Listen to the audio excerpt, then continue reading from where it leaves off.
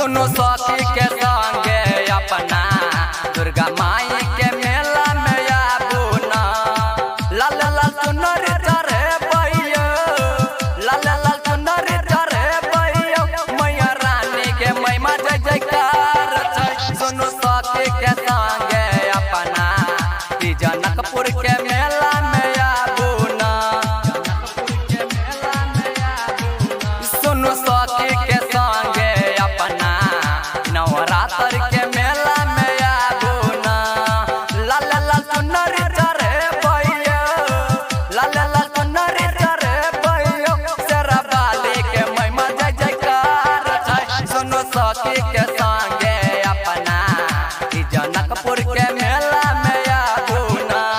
DJ Manish Raxon.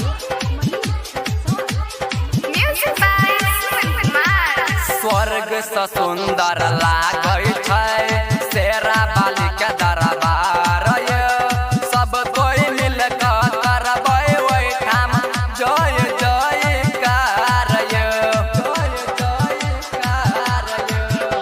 स्वर्ग से सुंदर लागै छै शेरा बाली के दरबार ये। सब कोई मिल के करबै ओहिठाम जय जयकार ये।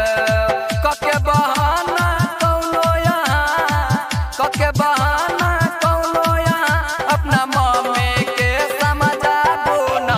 सुनो सखी के संगे अपना नवरात्र के मेला में आबू ना। सुनो सखी के संगे अपना जनकपुर के मेला में आबू ना।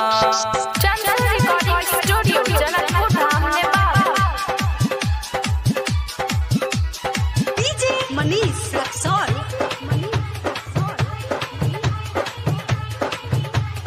मेलो नवरात्र के मेला में परब नहीं कौनो झमेला में।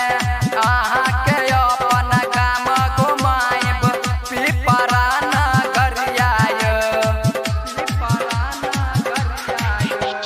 मेलो नवरात्र के मेला में परब नहीं कौनो झमेला में। यहाँ के अपन काम घुमाइब पिपरा